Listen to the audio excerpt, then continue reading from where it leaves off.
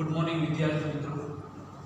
Chemistry अंदर आज આપણે કેટલીક એન્થાલ્પીમાં થતા ફેરફારોની ચર્ચા કરવા જઈ રહ્યા છીએ। એમાંની કેટલીક એન્થાલ્પીમાં જે ફેરફાર છે આપણે આગળના લેક્ચરની અંદર સમજી ગયા હતા। ફરીથી થોડું એનું પુનરાવર્તન કરીએ તો છેલ્લા લેક્ચરની અંદર એન્થાલ્પીમાં થતો ફેરફાર, પ્રક્રિયા એન્થાલ્પીમાં થતો ફેરફાર એટલે કે ડેલ્ટા RH, जो प्रमाणित स्थिति में प्रक्रिया थती हो तो विद्यार्थी मित्रों આપણે એને ડેલ્ટા RH થીટા વડે દર્શાવતા। प्रमाणित स्थिति में मोटा भागे 298 केल्विन तापमान એટલે કે 25 ડિગ્રી સેલ્સિયસ तापमान અને 1 બાર દબાણ એ પરિસ્થિતિનો ઉપયોગ કરવાનો છે। એટલે ત્યારે જે પ્રક્રિયા દરમિયાન પ્રમાણિત સ્થિતિ એન્થાલ્પીનો ફેરફાર જેને આપણે ડેલ્ટા RH થીટા વડે દર્શાવતા। विद्यार्थी मित्रों त्यारबाद કેટલાક રૂપાંતરણની એન્થાલ્પી આપણે સમજીએ। ઘનમાંથી પ્રવાહીમાં રૂપાંતર પામતું હોય તો એને આપણે ગલન કહીએ છીએ। એટલે એના માટે એન્થાલ્પીનો ફેરફાર એટલે ગલન એન્થાલ્પી। પ્રમાણિત સ્થિતિમાં હોય તો પ્રમાણિત ગલન એન્થાલ્પી। વિદ્યાર્થી મિત્રો પ્રવાહીમાંથી વાયુમાં રૂપાંતર પામતું હોય તો એને આપણે બાષ્પાયન કહીએ છીએ। એટલે બાષ્પાયન એન્થાલ્પી અથવા તો प्रमाणित स्थिति में हो तो प्रमाणित बाष्पायन enthalpy delta vaporization H theta. जो विद्यार्थी मित्रों घनमांथी डायरेक्टली वायुमां रूपांतर थतुं होय के जेने आपणे ऊर्ध्वपातन प्रक्रिया तरीके ओळखीए सब्लिमेशन, तो एने आपणे ऊर्ध्वपातन एंथाल्पी अथवा तो प्रमाणित ऊर्ध्वपातन enthalpy delta sublimation H theta वडे दर्शावाय छे। आजे आपणे प्रमाणित सर्जन एंथाल्पीनी चर्चा करी। तो विद्यार्थी मित्रों नाम एवो ज गुण सर्जन એટલે કે ફોર્મેશન બનવું। જે તત્વો કુદરતમાંથી પ્રાપ્ત થાય છે એને આપણે સર્જન કર્યા નથી તો એના માટેની સર્જન એન્થાલ્પીની કિંમત હંમેશા શૂન્ય લેવાની થતી હોય છે। પરંતુ પાણીનો અણુ જે છે એનું આપણે સર્જન કરી શકીએ। કઈ રીતે? તો કે હાઇડ્રોજન જે પ્રમાણિત સ્થિતિમાં જે હાઇડ્રોજન હોય છે એ અને ઓક્સિજન પ્રમાણિત સ્થિતિમાં હોય છે, બંનેને ભેગા કરવાથી પાણીનું સર્જન કરી શકાય। તો એ જે પાણીનું સર્જન કર્યું એ દરમિયાન એન્થાલ્પીમાં થતા ફેરફારને સર્જન એન્થાલ્પી અથવા મોલર પ્રતિ મોલ છે એટલે પ્રતિ મોલ હોવાને કારણે મોલર સર્જન એન્થાલ્પી તરીકે ઓળખી શકાય। આ આખી પરિસ્થિતિ જો પ્રમાણિત સ્થિતિમાં હોય તો એને આપણે પ્રમાણિત સર્જન એન્થાલ્પી અથવા તો प्रमाणित molar surgeon enthalpy delta F for formation એટલે બનવું, સર્જન કરવું। સ્પષ્ટ વ્યાખ્યા 1 મોલ પદાર્થનું સર્જન કરવાનું છે એટલે પ્રતિ મોલ મહત્વની વસ્તુ છે। આગળ એના કેટલાક આપણે કિસ્સાઓ સમજશું જેની અંદર ખ્યાલ આવશે। 1 મોલ પદાર્થની તેના તત્વો જે સ્થાયી અવસ્થામાં લીધેલા છે તે તત્વોમાંથી રચાય છે ત્યારે જે એન્થાલ્પીનો ફેરફાર થાય છે તેને પ્રમાણિત સર્જન molar enthalpy delta F for formation H theta તરીકે ઓળખવામાં। પ્રમાણિત સ્થિતિ કઈ? તો 25 ડિગ્રી સેલ્સિયસ તાપમાન, કેલ્વિનમાં વાત કરીએ તો 298 કેલ્વિન તાપમાન અને 1 બાર દબાણ જેને આપણે પ્રમાણિત સર્જન એન્થાલ્પી તરીકે ઓળખીએ। વિદ્યાર્થી મિત્રો જે પ્રમાણિત સ્થિતિ એ જે આપણે કીધું એ પ્રમાણે કે કુદરતમાંથી જે તત્વો મળી આવે છે પ્રમાણિત સ્થિતિ એવા સ્થાયી અવસ્થાના તત્વોની પ્રમાણિત સર્જન એન્થાલ્પી અને આપણે સર્જન નથી કરતા એના માટેની પ્રમાણિત મોલર સર્જન એન્થાલ્પી હંમેશા શૂન્ય હોય છે। એની કિંમત આપણે શૂન્ય લેવાની। ઉદાહરણ તરીકે તો કે એના ઉદાહરણ પ્રમાણે લખી શકીએ। ઉદાહરણ તરીકે હાઇડ્રોજન માટે H2, ઓક્સિજન માટે O2, કાર્બન માટે કાર્બન પૃથ્વીના પેટાળમાં અલગ અલગ સ્વરૂપમાંથી મળી આવે છે। કાર્બન છે એ ગ્રેફાઇટ અને કાર્બન છે એ હીરો સ્વરૂપે મળી આવે છે। વિદ્યાર્થી મિત્રો એમાં ઉષ્માગતિકીય શાસ્ત્ર પ્રમાણે એટલે થર્મોડાયનેમિક્સના સિદ્ધાંત પ્રમાણે ગ્રેફાઇટને સ્થાયી અવસ્થામાં ગણવામાં આવે છે, હીરોને ગણવામાં આવતો નથી। અને એટલા જ માટે તમે ટેક્સ્ટ બુકની અંદર જે કોષ્ટકની અંદર સર્જન એન્થાલ્પીની કિંમતો આપેલી છે એમાં તમે જોઈ શકશો કે ગ્રેફાઇટ માટે સર્જન એન્થાલ્પીની કિંમત શૂન્ય આપેલી છે, ડાયમંડ એટલે કે હીરા માટે એની એની કિંમત શૂન્ય આપેલી નથી. એના માટે ડાયમંડ માટે જે આપણી કિંમત આપેલી છે એ છે +1.89. એટલા માટે કાર્બનના બે અપરૂપોમાંથી હીરાને સર્જન એન્થાલ્પીની કિંમત શૂન્ય, એટલે કે સ્થાયી અવસ્થામાં કાર્બનનો હીરો સ્વરૂપ છે કે કાર્બનનું પ્રમાણિત સ્વરૂપ ગણવામાં આવતું નથી, પરંતુ ગ્રેફાઇટ ગણવામાં આવે છે. અને સલ્ફર છે એ સલ્ફર પણ બે સ્વરૂપે મળે છે, સલ્ફર રોમ્બિક સલ્ફર અને બીજો સલ્ફર છે એ છે મોનોક્લિનિક સલ્ફર. વિદ્યાર્થી મિત્રો, મોનોક્લિનિક સલ્ફર છે એ થર્મોડાયનેમિક્સના મત પ્રમાણે, એટલે કે ઉષ્માગતિશાસ્ત્રના મત પ્રમાણે મોનોક્લિનિક છે એ એનું પ્રમાણિત સ્વરૂપ ગણવામાં આવતું નથી, એટલે કે સ્થાયી સ્વરૂપ ગણવામાં નથી આવતું. તો સલ્ફરનો જ્યારે ઉપયોગ કરવાનો થાય ત્યારે કયા સલ્ફરનો ઉપયોગ કરવો પડે? રોમ્બિક સલ્ફર. એટલે આ બધા જે તત્વો છે આના માટે, તો કે આ બધા તત્વો માટે ડેલ્ટા ફોર્મેશન H થીટાની કિંમત કેટલી હશે? 0 કિલોજૂલ પ્રતિ મોલ. હવે સૌપ્રથમ આપણે પાણીના સર્જનની વાત કરીએ. તો પાણીનું સર્જન કરવા માટે કેટલું સર્જન કરવું એ મહત્વની વસ્તુ છે. 1 મોલનું સર્જન કરવું છે. તો વિદ્યાર્થી મિત્રો, આપણે આમ લખી શકીએ કે H2 gaseous form plus 1/2 O2 gaseous form, આ બંનેને ભેગા કરી અને પ્રક્રિયા કરીએ ત્યારે H2O gaseous form પ્રાપ્ત. વિદ્યાર્થી મિત્રો, અથવા આપણે પાણીની વાત કરીએ એટલે લિક્વિડ ફોર્મમાં H2O નું સર્જન થયું. તો આ સર્જન દરમિયાન કઈ સ્થિતિમાં? તો કે આ જે છે એ 298 કેલ્વિન તાપમાને અને 1 bar દબાણે આ પ્રક્રિયા કરી છે, એટલે કે પ્રમાણ સ્થિતિ. આ પ્રક્રિયા માટે આપણે પ્રક્રિયા એન્થાલ્પી પણ ગણતરી કરી શકીએ, જેને આપણે RH થીટા વડે દર્શાવી શકીએ. અને આ ઉપરાંત એ જે પ્રક્રિયા એન્થાલ્પી છે એને જ આપણે ડેલ્ટા ફોર્મેશન H થીટા કોનું સર્જન કોનું કર્યું? તો કે પાણી, એટલે કે H2O, એના માટેની કિંમત મેળવી શકીએ.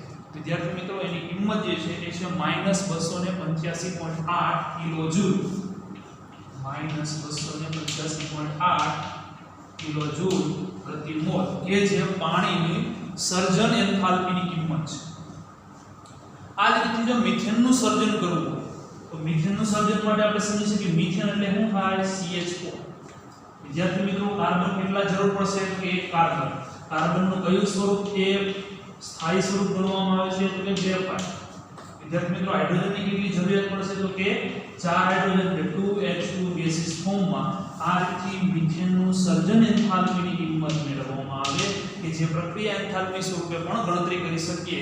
તો એની કિંમત આપણને મળે છે 74.81 કિલોજૂલ પ્રતિ મોલ. તો આ રીતે એ મિથેનનું સર્જન ગણતરીમાં લઈ શકે, એ રીતે મિથેનનું સર્જન કરી શકાય.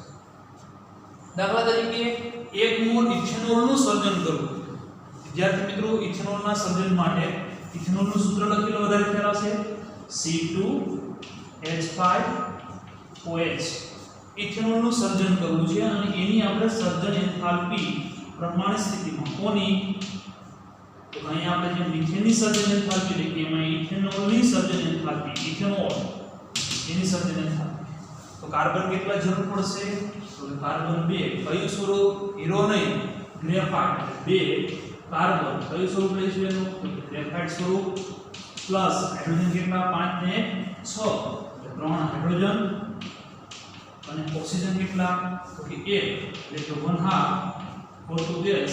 આ બધા સ્થાયી અવસ્થામાં રહેલા તત્વોના સંયોજનથી જો ઇથેનોલ બનાવવામાં આવે તો ઇથેનોલની સર્જન એન્થાલ્પી, જેની કિંમત -277.7 કિલોજૂલ પ્રતિ મોલ છે. એટલે આટલી ઊર્જા એ મુક્ત કરે છે. લખી લઈએ સર્જન એન્થાલ્પી. વિદ્યાર્થી મિત્રો, અન્ય બે કિસ્સાઓ ખાસ સમજીએ તો ખાસ સર્જન એન્થાલ્પી વધારે સારી રીતે સમજી શકીએ. પહેલી પ્રક્રિયા છે CaO + CO2 gives CaCO3. અહીં ડેલ્ટા આ પ્રક્રિયા માટે પ્રક્રિયા એન્થાલ્પીની કિંમત આપને આપેલી છે -178.3 કિલોજૂલ પ્રતિ મોલ. વિદ્યાર્થી મિત્રો, મારે CaCO3 નું સર્જન એન્થાલ્પીની જો કિંમત લખવી હોય તો આ ન લખી શકાય. કેમ ન લખી શકાય તો તેની વ્યાખ્યા સ્પષ્ટ કરે છે કે CaCO2 નું સર્જન આ પ્રક્રિયામાં જોઈ શકાય કે CaCO2 નું સર્જન એ તત્વોમાંથી નથી થયું. કેલ્શિયમ ઓક્સાઇડ અને કાર્બન ડાયોક્સાઇડ તો બંને ઓલરેડી સંયોજન છે. સંયોજનમાંથી આ સંયોજનનું નિર્માણ કરેલું છે. એટલે આનું જો નિર્માણ કરવું હોય અને સર્જન એન્થાલ્પીની કિંમત મેળવવી હોય તો હકીકતમાં એક કેલ્શિયમ એક કાર્બનનું ગ્રેફાઇટ સ્વરૂપ અને કેટલા તો કે 3 અને 3 એટલે 3/2 O2 ગેસીસ ફોર્મમાં આ પ્રક્રિયા દ્વારા CaCO3 ની બનાવટ જો કરવામાં આવે અને આ પ્રક્રિયા દરમિયાન જો ડેલ્ટા RH થીટા મેળવવામાં આવે તો જ એ ડેલ્ટા ફોર્મેશન H થીટા બરાબર થશે. પરંતુ આ પ્રક્રિયાની અંદર CaCO3 નું સર્જન એ સંયોજનમાંથી થયેલું છે. પ્રમાણિત અવસ્થામાં રહેલા જે સ્થાયી અવસ્થામાં રહેલા જે તત્વો છે એમાંથી થયેલું નથી અને એટલા માટે આ જે -178.3 કિલો જૂલ પ્રતિ મોલ એ એની સર્જન એન્થાલ્પીની કિંમત નથી. બીજા કિસ્સામાં સમજીએ તો H2 Br2 gives twice HBr. આ પ્રક્રિયા માટે એની પ્રક્રિયા એન્થાલ્પીની કિંમત -72.8 કિલો જૂલ પ્રતિ મોલ આવે. વિદ્યાર્થી મિત્રો અહીં પણ delta formation H theta HBr ની કિંમત ડેલ્ટા રિએક્શન થીટા ની કિંમત જેટલી નથી. શા માટે? તો તત્વો છે સ્થાયી અવસ્થામાં રહેલા હાઇડ્રોજન તત્વ અને સ્થાયી અવસ્થામાં રહેલો બ્રોમિન તત્વ એ બંનેમાંથી જ HBr નું નિર્માણ કરેલું છે. છતાં પણ બંનેની કિંમત સમાન નથી તો એના માટે જવાબદાર છે 1 મોલ પદાર્થનું સર્જન કરવું. અહીંયા વિદ્યાર્થી મિત્રો 2 મોલ પદાર્થનું સર્જન કરે. આનો મતલબ એમ કહી શકાય કે આના પ્રક્રિયાની એન્થાલ્પી જે કિંમત છે એ સર્જન એન્થાલ્પીની કિંમત કરતા બમણી છે. અને એટલા માટે જો સર્જન એન્થાલ્પીની કિંમત મેળવવી હોય તો આ જે પ્રક્રિયા એન્થાલ્પી છે એને કેટલા વડે ભાગવી પડે? 2 વડે. અને 2 વડે ભાગાકાર કરીએ તો જ એની પ્રમાણિત સર્જન એન્થાલ્પીની કિંમત મેળવી શકાય. અથવા તો એમ કહી શકાય કે ડેલ્ટા RH થીટાની જે કિંમત છે એ ફોર્મેશન H થીટા કેટલા મોલ છે? અહીંયા 2 મોલ છે અને એટલા માટે આને 2 વડે ગુણાકાર કરીએ અને સૂત્રનો કરતા બનાવીએ તો પણ પ્રક્રિયાની એન્થાલ્પી જે છે એને 2 વડે ભાગવાથી એટલે કે જો આની સર્જન એન્થાલ્પીની કિંમત મેળવવી હોય તો -72.8 ડિવાઇડેડ બાય 2 36 દુ 36.4 કિલો જૂલ પ્રતિ મોલ એ એમની સર્જન એન્થાલ્પી થશે. જ્યારે પ્રક્રિયાની એન્થાલ્પી છે એ -72.8 કિલો જૂલ પ્રતિ મોલ થશે. આ સર્જન એન્થાલ્પી માટે અગત્યના મુદ્દાઓ છે જે આપણે નોંધી લઈએ. ત્યારબાદ વિદ્યાર્થી મિત્રો ઉષ્મા રાસાયણિક સમીકરણની અંદર ગણતરીમાં કેટલાક અગત્યના ધ્યાનમાં રાખવા જેવા મુદ્દાઓ અહીં નોંધેલા છે. પહેલો મુદ્દો છે સ્પષ્ટ મુદ્દો છે આપણે સમજી શકીએ એમ છે કે કોઈ પણ રાસાયણિક પ્રક્રિયા હોય ઉષ્મા રાસાયણિક પ્રક્રિયા અથવા કોઈ પણ રાસાયણિક પ્રક્રિયા હોય એની અંદર જે ગુણાંકો હોય છે એ હંમેશા મોલની સંખ્યા દર્શાવતા હોય છે. ઉદાહરણ તરીકે CH4 નું હવાની હાજરીમાં દહન કરીએ તો CO2 અને H2O પ્રક્રિયાને બેલેન્સ કરીએ એટલે 4 હાઇડ્રોજન એટલે 4 હાઇડ્રોજન 2 ઓક્સિજન અને 2 ઓક્સિજન અહીંયા એટલે 4 ઓક્સિજન. તો વિદ્યાર્થી મિત્રો આ જે 2 છે અહીંયા કંઈ નથી એટલે 1 અને આ 2 એ ગુણાંકો જે છે એ અણુઓની સંખ્યા નથી દર્શાવતા પરંતુ મોલની સંખ્યા દર્શાવે છે. અને એટલા જ માટે જ્યારે આને આપણે ડેલ્ટા RH થીટા મેળવીએ તો એના માટે આપણે લખીએ કે HM એ શરૂઆતમાં આપણે મોલર એન્થાલ્પી હવે આનું ફોર્મેશન એન્થાલ્પી લખવાનું થશે એટલે ફોર્મેશન એન્થાલ્પી કોની તો કે CO2 ની પ્લસ ફોર્મેશન એન્થાલ્પી કોની તો કે ફોર્મેશન એન્થાલ્પી H2O ની. પણ વિદ્યાર્થી મિત્રો અહીંયા જે પ્રતિ મોલ હોય છે કારણ કે આપણે જે ફોર્મેશન એન્થાલ્પી એને આપણે મોલર સર્જન એન્થાલ્પી તરીકે ઓળખતા હતા એટલે પ્રતિ મોલ હોય છે. 2 ગુણાંક છે એ મોલની સંખ્યા દર્શાવે એટલે 2 વડે ગુણવા પડે માઈનસ પ્રક્રિયાની એન્થાલ્પીની આપણે ગણતરી કરીએ એટલે minus delta F theta CH4 ની સર્જન enthalpy plus delta formation H theta O2 ની સર્જન એન્થાલ્પી અને એના 2 મોલ છે એટલે આ રીતે મેળવી શકીએ. બીજો પણ અગત્યનો પોઈન્ટ છે કે આનો જે એકમ હોય છે વિદ્યાર્થી મિત્રો એ કિલો જૂલ પ્રતિ મોલ મળતો હોય છે પ્રક્રિયાની એન્થાલ્પી. અને ત્રીજો અને ખૂબ જ અગત્યનો પોઈન્ટ કે કોઈ પ્રક્રિયા પૂર્વગામી અને પ્રતિગામી બંને દિશાની જ્યારે ચર્ચા કરવાની થતી હોય ત્યારે પૂર્વગામી દિશામાં અને પ્રતિગામી દિશામાં તો પહેલા પૂર્વગામી કોને કહેવાય ને પ્રતિગામી કોને કહેવાય એ સમજીએ. દાખલા તરીકે કોઈ પ્રક્રિયા કરી અને નિપજમાં રૂપાંતર પામે છે એટલે પ્રક્રિયકોમાંથી નિપજ તરફ એ પ્રક્રિયાને પૂર્વગામી પ્રક્રિયા કહેવાય અને નિપજમાંથી ફરી પ્રક્રિયકો બનતા હોય તો એ પ્રક્રિયા પ્રતિગામી પ્રક્રિયા તરીકે ઓળખવામાં આવે છે. તો પૂર્વગામી પ્રક્રિયા માટે જે ડેલ્ટા RH થીટા નું મૂલ્ય મળ્યું હોય એટલું જ પ્રતિગામીનું હોય. માત્ર ફરક એટલો હોય કે જો પૂર્વગામી પ્રક્રિયા માટે ડેલ્ટા RH થીટા નું મૂલ્ય ધન હોય તો પ્રતિગામી પ્રક્રિયા માટે એટલી જ કિંમત શું હોઈ શકે ઋણ હોય. આપણે ટેક્સ્ટ બુક ની અંદર એક સરસ ઉદાહરણ આપેલું છે એ સમજીએ તો વધારે ખ્યાલ હશે આ પોઈન્ટને સમજવા માટે કે N2 + 3H2 gives twice NH3 Haber વિધિ દ્વારા એમોનિયાના ઉત્પાદનની અંદર એમોનિયા માટે ઉત્પાદન દરમિયાન પ્રક્રિયાની એન્થાલ્પીમાં થતો ફેરફાર પ્રમાણિત સ્થિતિમાં એની કિંમત ટેક્સ્ટ બુકમાં આપેલી એ પ્રમાણે સમજીએ તો -51.8 કિલો જૂલ પ્રતિ મોલ આપે. જો વિદ્યાર્થી મિત્રો કોઈ કારણોસર આ પ્રક્રિયાને ઉલટાવી એટલે કે આ રીતે જો પ્રક્રિયા થતી હોય સેમ પ્રક્રિયા gives N2 + 3H2 આ પ્રક્રિયા પૂર્વગામી પ્રક્રિયા માટે ડેલ્ટા RH થીટાની કિંમતનું મૂલ્ય 91.8 મળે છે તો પ્રતિગામી પ્રક્રિયાની કિંમતનું મૂલ્ય પણ 91.8 કિલો જૂલ પ્રતિ મોલ જ મળે. અહીંયા માઈનસ છે તો અહીંયા શું મળશે ફરક માત્ર એટલાના જેટલું જ પરંતુ શું હોય છે ઉલટું એટલે કે ધન હોય તો ઋણ અને ઋણ હોય તો ધન જોવા મળશે. લખી લઈએ. ત્યારબાદ વિદ્યાર્થી મિત્રો હેસનો ઉષ્મા સંકલનનો નિયમ એકદમ સરળ નિયમ છે અને ખૂબ જ ઉપયોગી એવો પણ નિયમ છે. વિદ્યાર્થી મિત્રો આપણે જાણીએ છીએ એ પ્રમાણે કે એન્થાલ્પી છે એ અવસ્થા વિધેય છે. અવસ્થા વિધેય છે એટલે શું તો અવસ્થા વિધેય એટલે માત્ર પ્રારંભિક અને અંતિમ અવસ્થા ઉપર આધાર રાખે છે એ કયા માર્ગ ઉપર પસાર થયો છે એની ઉપર આધાર રાખતો નથી. અને અવસ્થા વિધેય છે એનો જ ઉપયોગ કરીને હેસનો ઉષ્મા સંકલનનો નિયમ આ પ્રમાણે આપી શકીએ કે જ્યારે કોઈ એક પ્રક્રિયા અલગ અલગ તબક્કામાં થતી હોય એ જ પરિસ્થિતિમાં એટલે કે સમાન તાપમાન અને દબાણની પરિસ્થિતિમાં કોઈ એક પ્રક્રિયા અલગ અલગ તબક્કામાં થઈ અને પૂર્ણ બનતી હોય એટલે કે નિપજ બનતી હોય તો એ સળંગ એટલે કે કુલ પ્રક્રિયાની એન્થાલ્પીમાં થતો ફેરફાર એ એમાં જેટલા તબક્કા પાડેલા હોય એ તમામ તબક્કાના એન્થાલ્પીના સરવાળા બરાબર હોય છે.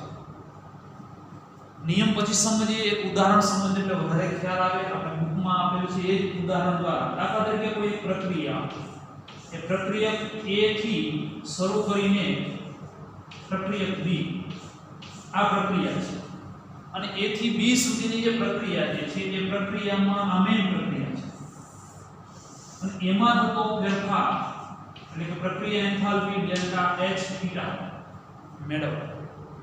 આ પ્રક્રિયાના જો તબક્કા વાઇઝ પ્રક્રિયા થતી હોય દાખલા તરીકે શરૂઆતમાં પ્રક્રિયા A માંથી પહેલા C બનતું હોય C માંથી C માંથી D બનતું હોય. આપણે તો બે તબક્કાની વાત કરીએ છીએ. A માંથી પહેલા C માંથી D અને D માંથી પછી A બનતું હોય.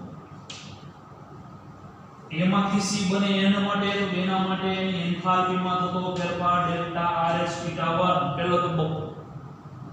બીજા તબક્કા C માંથી D બને એના માટે તો એના માટે એન્થાલ્પીમાં થતો ફેરફાર ડેલ્ટા RH2 અને ત્રીજો તબક્કો એટલે કે ડેલ્ટા RH3 થીટા પ્રમાણ સ્થિતિમાં.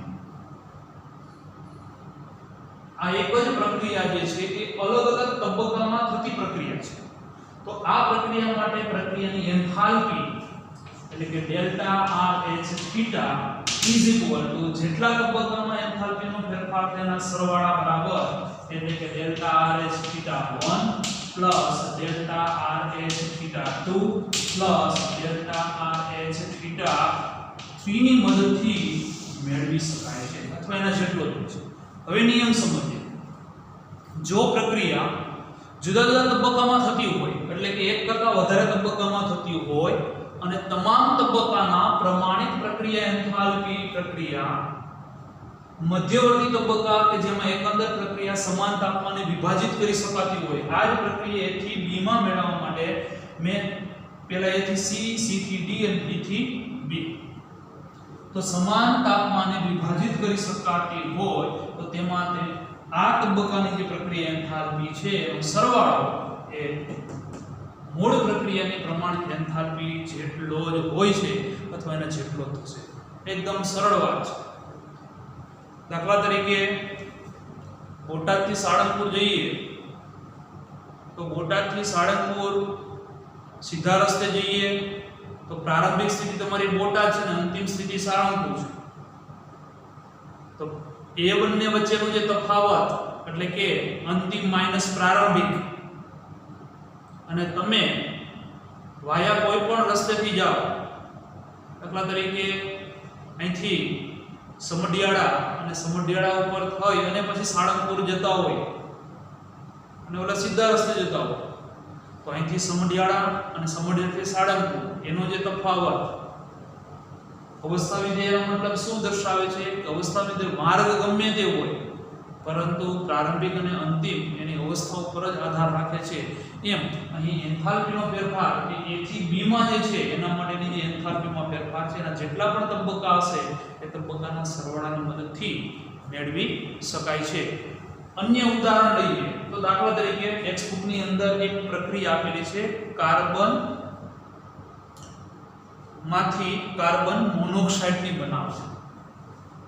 આ પ્રક્રિયા carbon graphite plus 1/2 oxygen gases ફોર્મમાંથી કાર્બન મોનોક્સાઇડની બનાવટ માટે ડેલ્ટા H થીટા કેટલા હશે?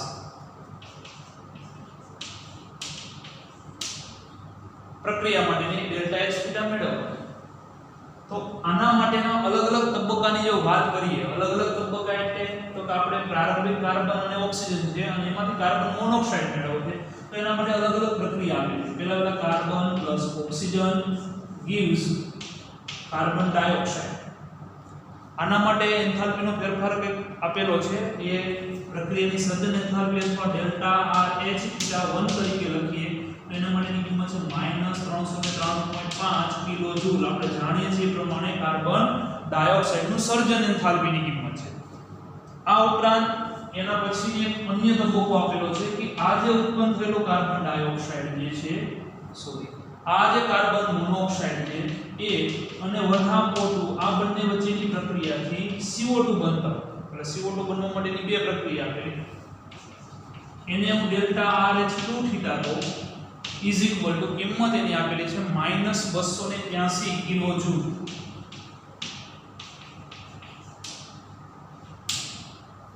તો વિદ્યાર્થી મિત્રો આ બંને પ્રક્રિયાનો ઉપયોગ કરીને ઉપરની પ્રક્રિયા મારે મેળવવી હોય તો સૌપ્રથમ નીચેની જે પ્રક્રિયા જે છે આ જે પ્રક્રિયા એમાં મારે કાર્બન મોનોક્સાઇડ જમણી બાજુ જોઈએ છે એટલે પ્રક્રિયા 2 છે ને હું ઉલટા સ્વરૂપમાં લખું એટલે કે ઊંધી લખું તો પહેલી પ્રક્રિયા માટે બરાબર છે કે carbon plus O2 gives CO2 અને એના માટે ડેલ્ટા RH થીટા 1 ની કિંમત એ જે -393.5 કિલો જૂલ છે એની એ પણ બીજી પ્રક્રિયા છે એને હું રિવર્સ પ્રક્રિયા એટલે કે પ્રતિગામી પ્રક્રિયા તરીકે લખું કાર્બન મોનોક્સાઇડ પ્લસ 1/2 O2 એના માટે જે ડેલ્ટા RH 3 લખીશ. કેમ 3 લખીશ? કારણ કે આના માટે 2 આવ્યા છે અને એની ઉલટી પ્રક્રિયા એટલે માઈનસ છે એની જગ્યાએ એની કિંમત પ્લસ 283 કિલો જૂલ પ્રતિ મોલ. હવે આ બે પ્રક્રિયાનો સરવાળો કરીએ તો જોઈ શકાય કે અહીંયા કાર્બન ડાયોક્સાઇડ કેન્સલ અહીંયા 1/2 O2 અહીંયા O2 છે એટલે અહીંયા કેટલા વધશે તો 1/2 O2 એટલે પ્રક્રિયા મળી carbon plus 1/2 O2 gives CO. તો અહીંયા મારે ડેલ્ટા RH થીટા આ પ્રક્રિયા માટે જે મેળવવાના છે આ પ્રક્રિયા માટે એ આ બંનેના સરવાળા બરાબર કોના કોના તો delta RH theta 1 plus delta RH theta 3 કે જે બે તબક્કાના સરવાળા બરાબર હેસના ઉષ્મા સંકલનના નિયમ પરથી આ બંનેનો સરવાળો કરી અને જો કિંમત મેળવવામાં આવે તો કિંમત મળે છે -110.5 કિલોજૂલ પ્રતિ મોલ જેટલી ઊર્જા મેળવી શકીએ. એનો ઉદાહરણ સાથે સમજી શકાય લખેલી. ત્યારબાદ વિદ્યાર્થી મિત્રો જુદા જુદા પ્રકારની એન્થાલ્પી આ કેટલોક આપણે લિસ્ટ આઉટ કરેલું છે. જુદા જુદા પ્રકારની એન્થાલ્પી મોટાભાગની એન્થાલ્પીનું નામ એવો જ ગુણ દર્શાવે છે અને એના કેટલાક આપણે સ્ટેપ બાય સ્ટેપ દરેક એન્થાલ્પીના ઉદાહરણ આપણે ચર્ચા કરીશું. પહેલી વેલી છે દહન પ્રમાણિત એન્થાલ્પી. નામ એવો ગુણ એટલે દહન થતું હશે. 1 મોલ પદાર્થના દહન માટે પ્રમાણિત સ્થિતિમાં 1 મોલ પદાર્થનું દહન કરીએ અને 1 મોલ પદાર્થના દહન દરમિયાન જે એન્થાલ્પીમાં ફેરફાર થાય એને આપણે પ્રમાણિત દહન એન્થાલ્પી તરીકે ઓળખી શકીએ. બીજું પરમાણિકરણ એન્થાલ્પી. પરમાણિકરણ એટલે પરમાણુમાં રૂપાંતરણ કરવું. વિદ્યાર્થી મિત્રો પરમાણુમાં રૂપાંતરણ કરવાની વાત છે એટલે કે 1 મોલ કોઈ અણુ હોય એના અણુમાંથી એના પરમાણુમાં રૂપાંતર કરવા માટે જરૂરી ઊર્જાને એને પરમાણિકરણ એન્થાલ્પી ડેલ્ટા એટોમાઇઝેશન H થીટા. બંધ એન્થાલ્પી બંધ તોડવા માટે જરૂરી ઊર્જાને બંધ એન્થાલ્પી. દ્રાવણની એન્થાલ્પી વિદ્યાર્થી મિત્રો કોઈ પદાર્થને આપણે કોઈ યોગ્ય દ્રાવકમાં ઓગાળી અને જે દ્રાવણ તૈયાર કરીએ અને ત્યારે જે ઉષ્માનો ફેરફાર થતો હોય એટલે કે એના એન્થાલ્પીમાં થતો ફેરફાર એને આપણે દ્રાવણની enthalpy delta solution H theta વડે દર્શાવી શકીએ. લેટાઇસ એન્થાલ્પી આગળ આપણે ચર્ચા કરી ગયા છે.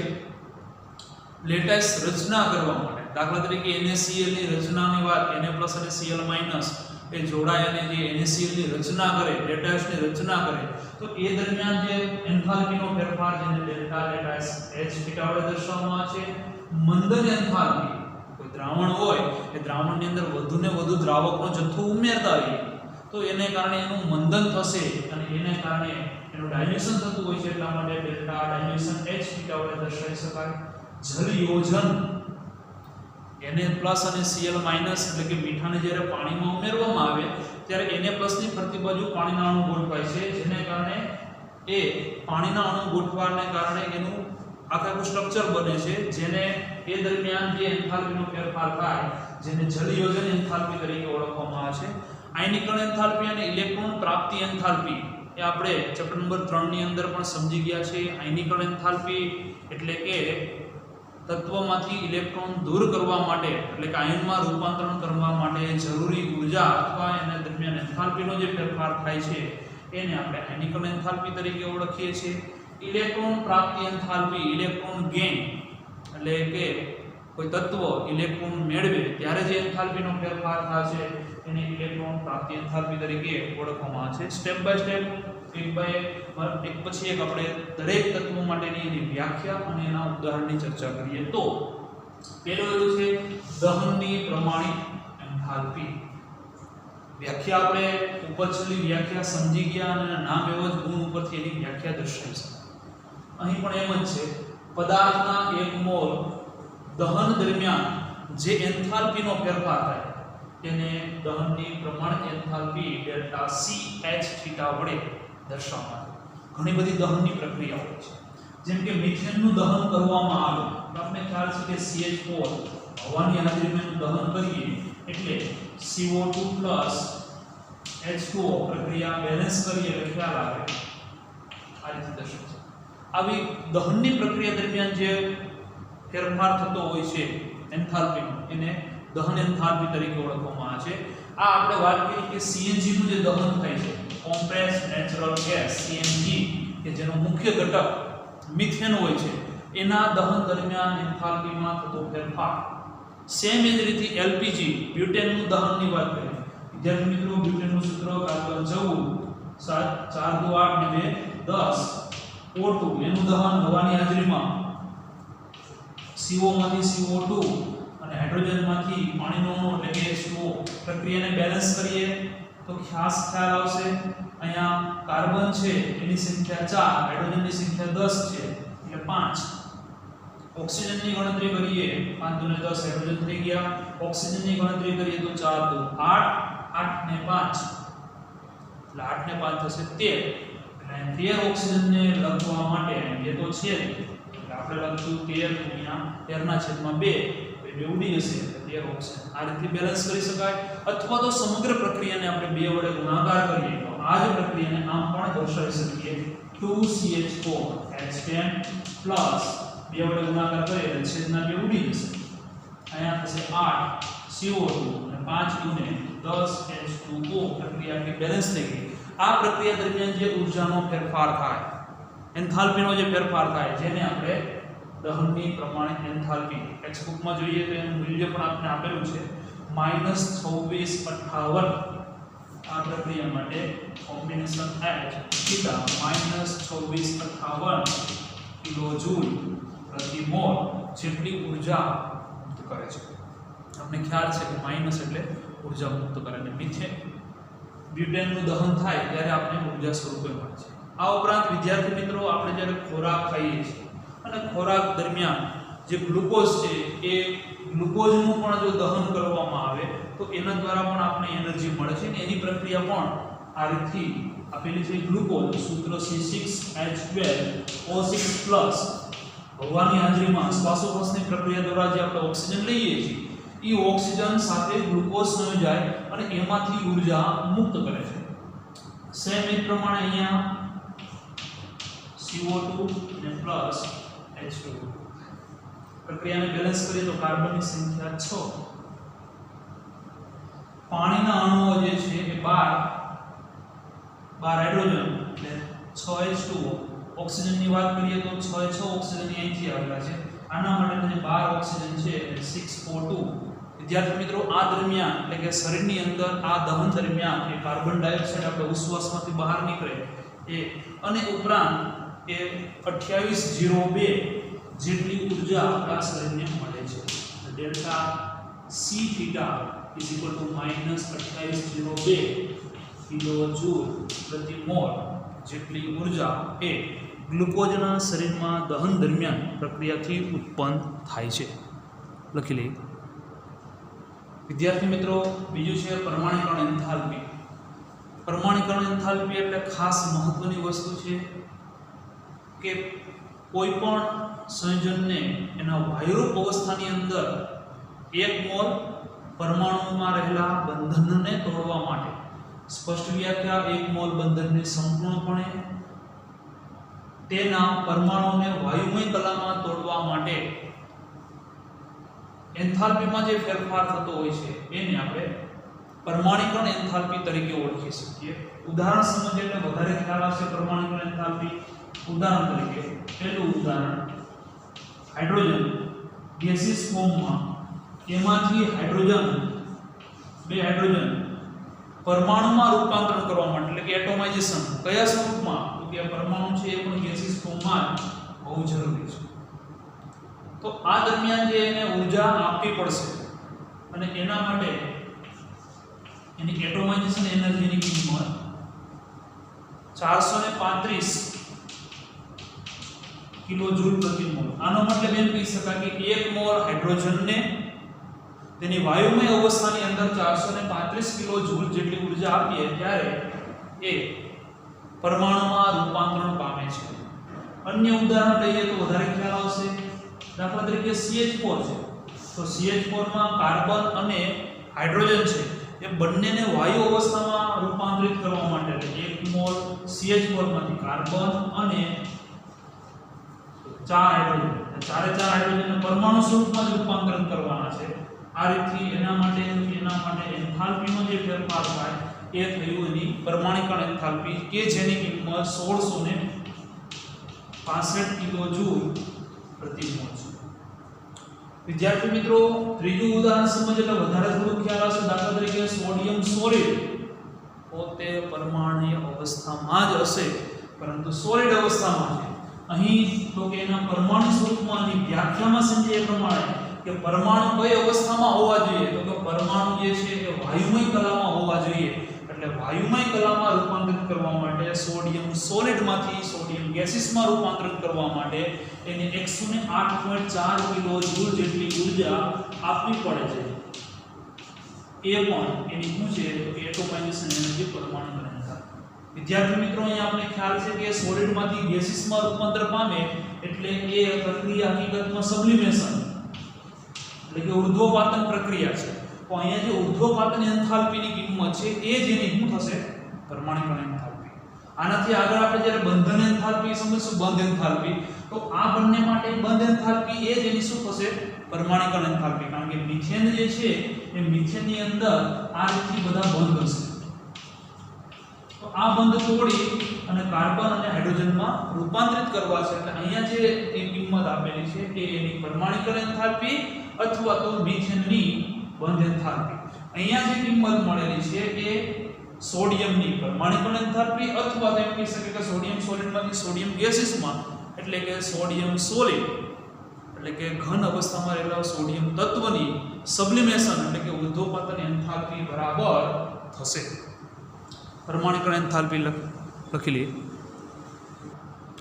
ત્યારબાદ બંધ એન્થાલ્પી. વિદ્યાર્થી મિત્રો બંધ એન્થાલ્પી એટલે બંધ તોડવા માટે જરૂરી ઉર્જા અથવા બંધ તોડવા દરમિયાન એન્થાલ્પીમાં થતા ફેરફારને બંધ એન્થાલ્પી તરીકે ઓળખી શકીએ. સ્પષ્ટ વ્યાખ્યા એક મોલ પદાર્થમાં રહેલા બંધને તોડવા માટે જરૂરી ઉર્જા અથવા તો એન્થાલ્પીમાં થતા ફેરફારને બંધ એન્થાલ્પી તરીકે ઓળખી શકીએ. ઉષ્માગતિશાસ્ત્રની અંદર બંધ એન્થાલ્પી જે છે એ બે પર્યાય અર્થમાં આપણે સમજવાની છે. પહેલું બંધ વિયોજન એન્થાલ્પી અને બીજું છે સરેરાશ બંધ વિયોજન. સ્પષ્ટ છે કે બંધ વિયોજન એન્થાલ્પી માત્ર ક્યારે ઉપયોગ કરી શકાય તો કે દ્વિપરમાણુય અણુની રચના હોય, સમાન પ્રકારના હોય તો પણ ભલે અને અલગ અલગ પ્રકારના હોય તો પણ ભલે, પણ એક જ બંધ હોય. બે પરમાણુ જોડાયેલા હોય એટલે એમની વચ્ચે એક જ બંધ હોય. બંને સમાન હોય તો ભલે અને બંને અલગ અલગ હોય તો પણ ભલે. જેમ કે સમાન માટે ઓક્સિજન O2 OO બંને વચ્ચે બંધ, હાઇડ્રોજન હાઇડ્રોજન સમાન પરમાણુ વચ્ચે રચાતો બંધ પણ એક જ બંધ છે.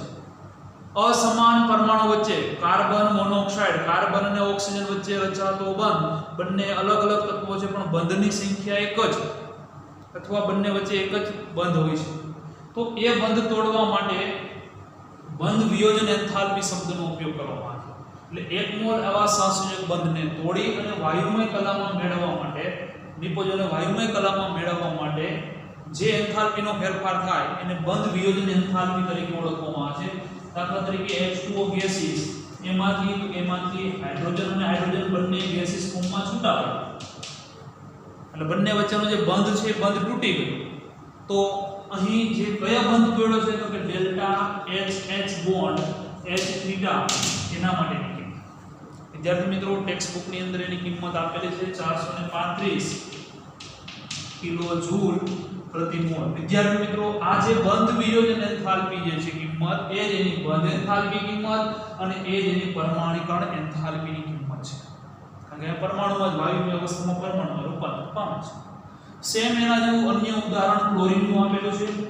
ક્લોરીન એમાંથી ક્લોરીનના બે અણુ ગેસીસ ફોર્મમાં રૂપાંતર પામે. ઓક્સિજન એમાંથી બે અણુ જેના ઓક્સિજનમાં રૂપાંતર પામે. તો બંને માટે અહીંયા ક્લોરીન વચ્ચેનો બંધ તોડ્યો છે, અહીંયા એ ઓક્સિજન ડબલ ઓક્સિજન વચ્ચેનો બંધ તોડ્યો છે.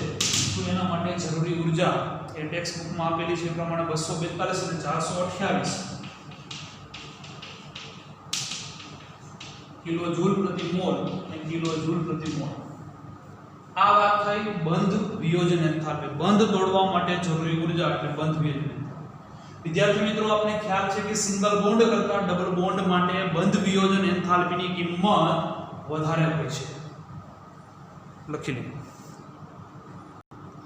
ત્યારબાદ બીજું બંધ વિયોજન એન્થાલ્પી. બંધ એન્થાલ્પીનો બીજો પ્રકાર સરેરાશ બંધ વિયોજન એન્થાલ્પી કોના માટે બહુપરમાણુ. વિદ્યાર્થી મિત્રો બહુપરમાણુય અણુ તરીકે એક ઉદાહરણ લઈને આપણે સમજીએ તો વધારે ખ્યાલ આવશે.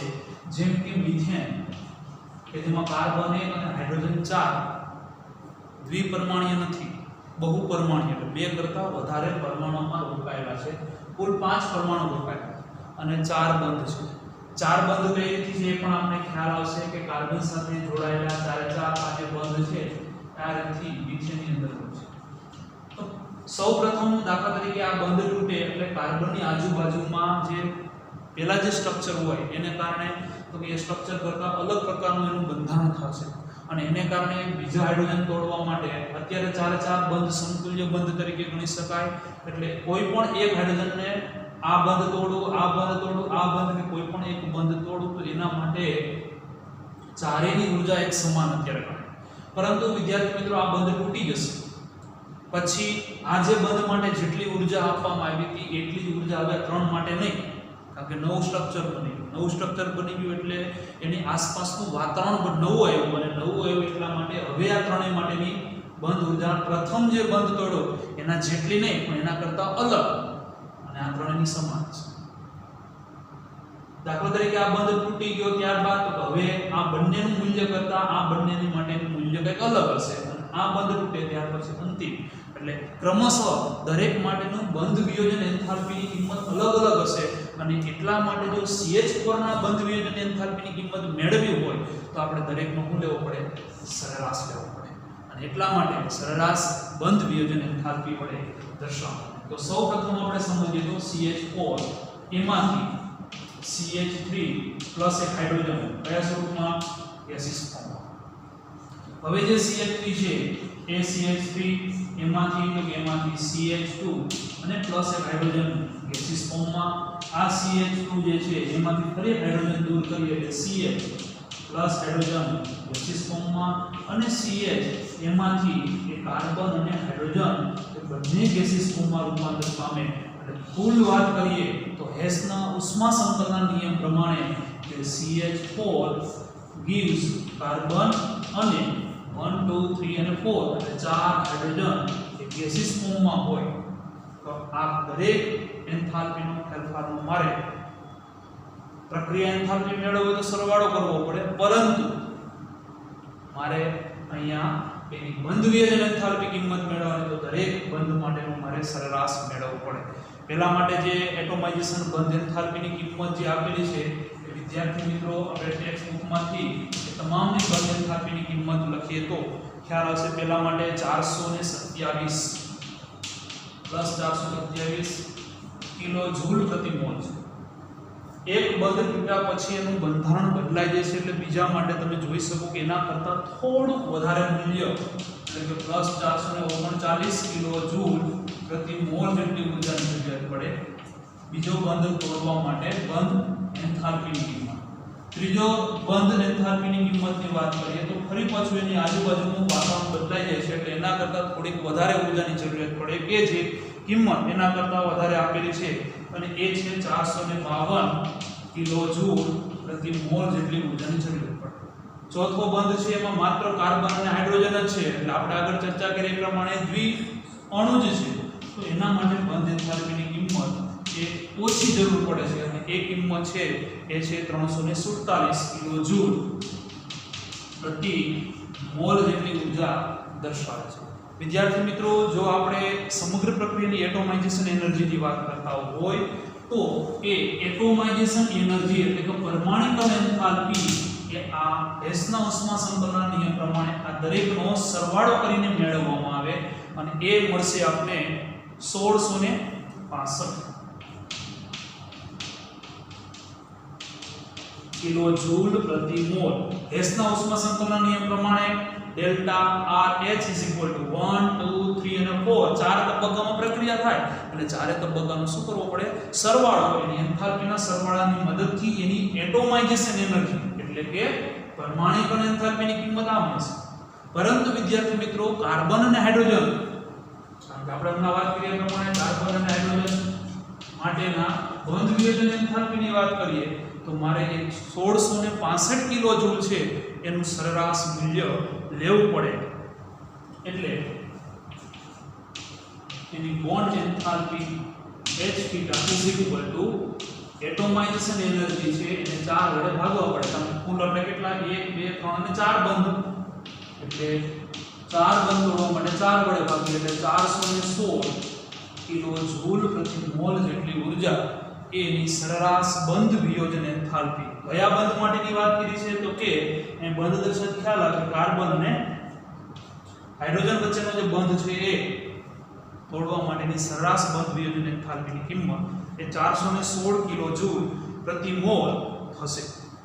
શા માટે આવું થયું? તો કે એનું કારણ એ છે કે દરેક વખતે બંધ તૂટે ત્યારે અલગ અલગ એની બંધ વિયોજન એન્થાલ્પીની કિંમત મળે છે, એટલા માટે સરેરાશ બંધ વિયોજન એન્થાલ્પી વડે મેળવી શકીએ.